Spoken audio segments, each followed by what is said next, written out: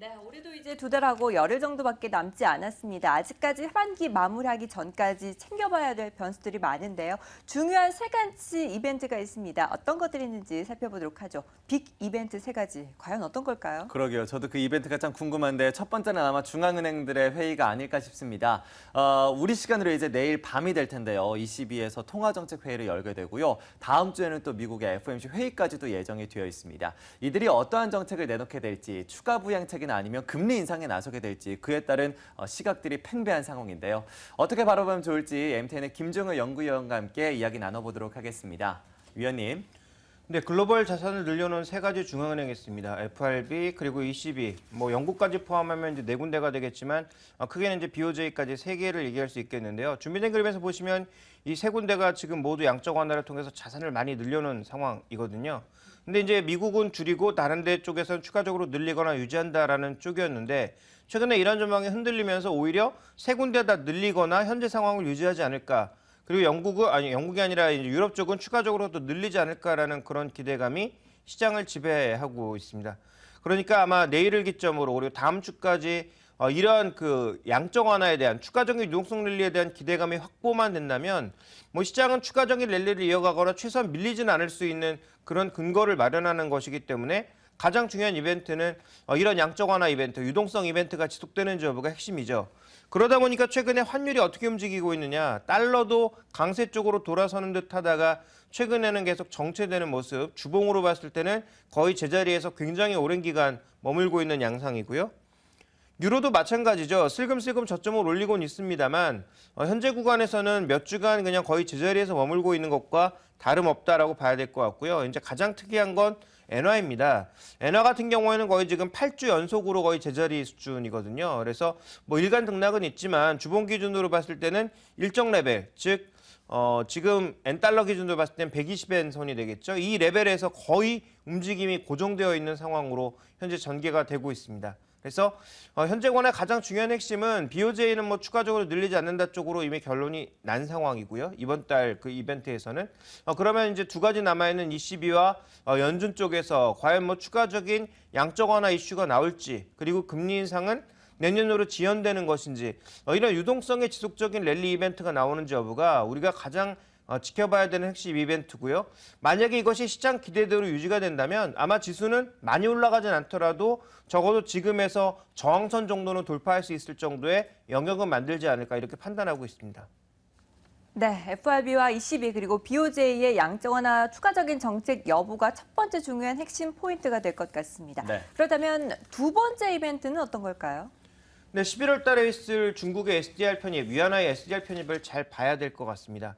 먼저 준비된 그림을 보시면 조금 전에 뉴스에서 언급됐습니다만 올해 들어서 지금 자금 유출이 거의 급속도로 전개가 되면서 지금 중국이 유동성을 안에다 집어넣어도 외부 유동성이 이렇게 빠져나가고 있기 때문에 전체적인 시장 변동성을 좀 키우고 있는 상황이거든요.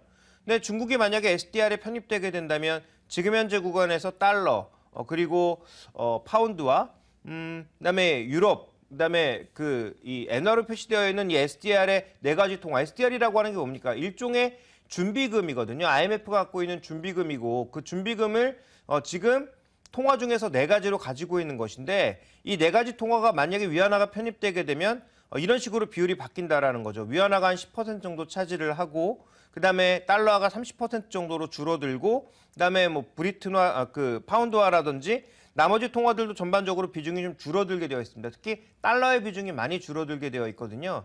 이 이벤트가 왜 중요하냐면 중국이 SDR로 편입되게 되면 실제적으로 중국 그 위안화 자산들을 사야 됩니다. 왜냐하면 SDR로 편입되어 있다는 건 각국 중앙은행들이 IMF만큼의 추가적인 준비금이 필요하다는 의미가 될 것이고 그런 과정에서 보게 되면 거의 1조 달러 정도의 자금이 유입될 거다라는 얘기가 존재하고 있거든요. 그러면 전 세계의 금융시장의 판도를 바꿀 수 있는 또 하나의 변수라고 보여지고 있고요. 현재 실제로 중국의 국채가 여전히 다른 나라와 비교해 봤을 때 거의 2배가량의 수익률을 보여주고 있기 때문에 그러니까 4% 정도의 수익률을 보여주고 있기 때문에 충분히 메리트 있는 그런 자산 이동이 될 가능성이 있다라는 거죠. 그러니까 이런 자산 이동과 관련된 이벤트가 한 가지 금융시장에 충격을 줄 수 있다라는 점에서 그러니까 충격이라기보다는 긍정적인 이슈로 봐야 되겠죠. 그러니까 이런 부분들에 이제 우리가 한번 주목해 볼 필요가 있는 거고 또 하나 이렇게 지금 SDR에 편입되어 있는 대부분의 국가들이 뭘 하고 있습니까? 무제한 양적 완화를 하고 있거든요. 그러면 이제 중국의 위안화도 여기에 편입된다는 건 일종의 기축통화가 된다라는 얘기고, 기축통화가 된다라는 얘기는 중국도 경기 상황에 따라서 무제한 양적 완화를 할 수 있는 또 하나의 여건이 만들어지는 거거든요. 그럼 전 세계 통화에 있어서의 한 10%가량, 뭐 작게 보면 한 7%에서 5%가량의 추가적인 양적 완화를 할 수 있는 통화가 생긴다라는 관점에서 글로벌 유동성 공급처가 하나가 더 생긴다라는 거죠. 그러면 올해 당장은 아니겠지만 내년이라든지 이런 때 추가적인 양적 완화의 과정을 통해서 금융시장에 또 생기를 불어넣을 수 있는 또 하나의 자금원이 생길 수 있다라는 것입니다. 그래서 중국의 SDR 편입은 되는지 안 되는지 여부도 중요하고요. 된다면 지금 예측하고 있는 것만큼의 포션을 가져갈 수 있는지도 굉장히 중요하다라는 거죠. 그래서 이 이벤트는 단기적으로 시장에 영향을 미치는 이슈는 아닐 수 있지만 향후 금융시장의 판도를 변화시킬 수 있는, 또 자금 이동을 견인할 수 있는 중요한 변수가 될 수 있다는 측면에서 주목해 보셔야 될 것 같고요. 만약에 중국이 들어갈 경우 글로벌 시장 전반적인, 또 자산 시장의 전반적인 유동성 랠리 가능성에 대해서도 한번 고민이 필요하다라고 좀 보고 있습니다.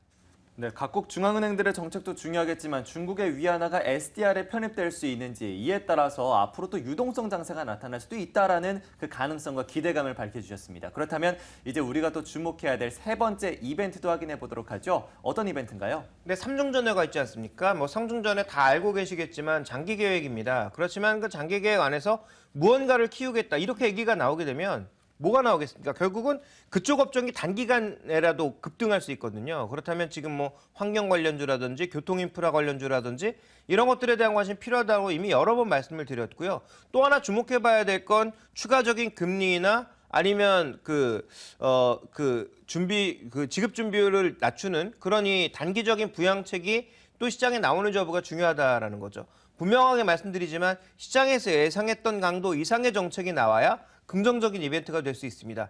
또 오중전에는 단기적으로 종목을 끌어올릴 수 있으나 지수의 레벨을 크게 끌어올리기에는 한계가 있다는 점도 분명히 가져가셔야 되겠죠. 그래서 지금 우리가 봐야 될 건 오중전의 방향, 이게 이제 단기적으로 업종을 끌어올릴 수 있는 모멘텀이라는 것이고요. 두 번째로는 뭐 추가적인 지준율을 낮추든지 뭐 예금금리를 조절하는 이러한 정책은 시장의 예상치를 뛰어넘을 정도로 강력한 대책이 나와야 시장을 부양할 수 있다라는 거죠. 그러니까 제가 지금 11월 달까지 봐야 되는 중요한 3대 이벤트를 말씀드렸는데, 이런 이벤트가 모두 긍정적인 방향으로 흐른다면 의외로 우리 증시를 포함한 이머징 증시도 전고점을 뚫으면서 강한 연말 랠리를 가져갈 가능성도 있다라는 거죠. 다만 이게 필요 조건이 필요한 상황이기 때문에 무조건 연말 랠리가 된다라고 보시기보다는 이러한 조건들을 만족시키는지 여부를 살펴보시면서 가셔야 될 것 같습니다.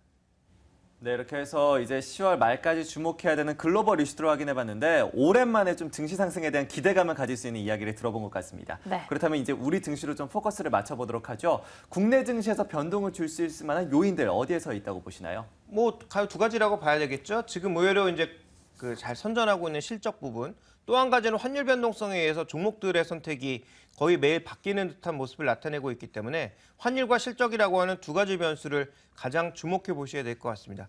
가장 먼저 준비된 그림을 보시면 외국인 순매수도 지금 거의 환율에 좌우되고 있는 양상이거든요. 그래서 환율이 외국인 매수에 중요한 변수가 되고 있더라. 그래서 최근에 급락했던 환율이 다시 또 어제는 뭐 10원가량 급등했다가 장중 변동성을 주는 그런 모습이었는데요. 이 환율의 방향성에 따라서 시장의 전체적인 추이나 향후 실적 전망 자체가 바뀔 수 있는 만큼 환율은 여전히 중요하게 바라봐야 되는 마켓 드라이버다, 이렇게 보실 수가 있겠고요.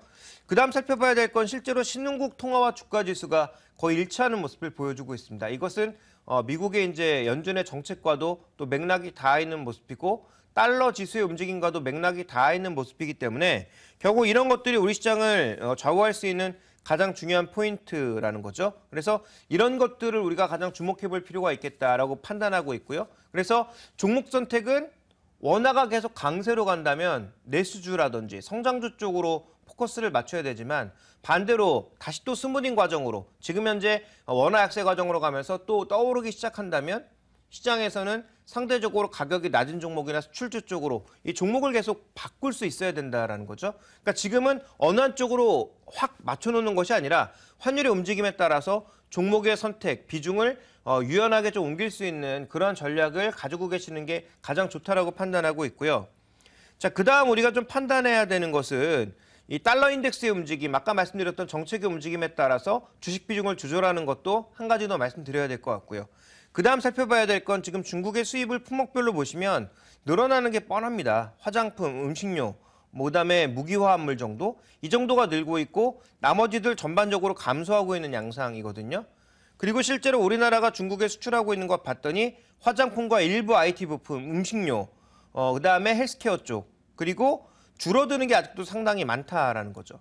그러면 우리는 밸류에이션이 높더라도 원화가 만약에 강세를 보일 경우 이런 쪽에 우리가 주목을 해볼 필요가 있다라는 것입니다. 단순한 수출주가 아닌 중국 쪽에 실제로 판매 물량이 늘어나고 있는 그런 종목군들에 관심을 가지시는 것이 유효하겠다라고 판단을 하고 있고요. 또 하나 지금 우리가 주목해 봐야 될 건 이제 샤오미 효과라고 봐야 되는데 어제 이제 샤오미 TV 3가 나오지 않았습니까?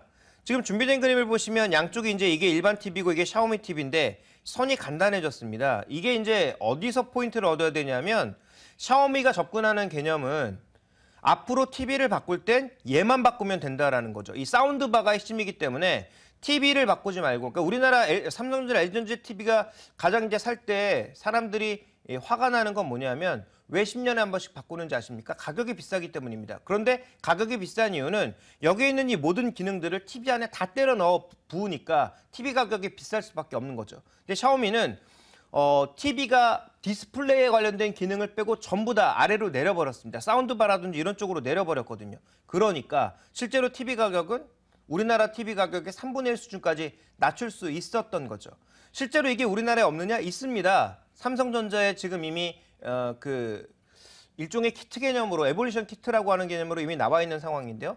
다만 삼성은 에볼루션 키트를 바꿔주면 업그레이드가 되긴 합니다만 TV 가격이 여전히 비싸다라는 거죠. 그러니까 이번에 샤오미 제품의 특징은 뭐냐면 첫 번째는 가격 혁신, 가격을 누구도 따라올 수 없는 요즘 애들 말로 하면 넘사벽을 만들었다라는 게 첫 번째 혁신이고요. 두 번째 혁신은 개념을 바꿨다라는 거죠. 하드웨어를 완전히 분리시켰다. 그런데 그 하드웨어 중에서 애플 TV와 같은 아주 작은 사운드바 같은 기능성 제품 하나에 소프트웨어 기능을 모두 때려 넣어서 실제로 이것만 바꾸면, 그러니까 15만 원짜리 이것만 바꾸면 다음 세대 TV도 누릴 수 있을 만큼의 효과를 만들어내고 있다라는 것이고요. 실제로 사운드바로 모든 기능을 통합하다 보니까 이 TV와 보시는 것과 달리 선도 굉장히 간단해진 거죠. 나머지는 전부 와이파이로 연결하면 돼버리거든요. 그러니까 나머지 연결기기들은 전부 와이파이나 아니 블루투스 같은 것들로 연결을 하고 실제로 선도 간단해진 그런 효과를 가지고 있습니다. 그렇다면 앞으로 우리가 중국 시장에 IT 제품, 특히 TV나 이런 것들을 수출하기는 점점 어려워지고 있다. 이렇게 봐야 될 것 같고요. 핵심 부품을 공급하고 있는 회사 정도만 살아남을 수 있다는 점에 관심을 가지셔야 될 것 같습니다. 자, 마지막으로 살펴봐야 될 건 중국도 최근에 가장 상승을 선도하고 있는 종목이 뭐냐? 저 PBR주의 대표주라고 볼 수 있는 금융주들입니다. 그렇다면 우리 시장 내에서도 이런 저 PBR주들, 상대적으로 저평가되어 있는 종목군들이 상대적으로 가격 회복 측면을 계속 노릴 수 있다는 거죠. 여러 번 언급드렸지만 그나마 실적이 받쳐주고 있는 화학주라든지 아니면 구조조정에 가셔야 될 경우 은행주라든지, 그다음에 또 하나 말씀드릴 것이 철강주와 같은 종목군들은 외부 종목의 움직임에 따라 조금 달라질 수 있겠습니다만 이런 계열의 종목군들에 대한 관심도 여전히 좀 시장 내에선 필요하지 않나. 그래서 드리고 싶은 말씀의 핵심은 전략의 유연성이고요. 상황에 따라서 선택해야 되는 종목이 달라야 지금은 시장 수익률 이상, 그러니까 플러스 알파를 가져갈 수 있다는 점을 전략에 있어서의 가장 핵심, 첫 번째 원칙으로 가져가시는 게 좋을 것 같습니다. 네, 국내 증시에서는 환율과 샤오미 효과 그리고 저 PBR주의 흐름에 주목해 보자라는 세 가지 큰 이벤트에 대해서 말씀을 해주셨습니다. 네. 자, 이렇게 해서 시장 이슈들에 대해서 분석을 해봤고요. 오늘 시장 시작하기 전에 또 미리 전략을 세워보도록 하겠습니다. 오늘 짠선 전략 함께 하시죠.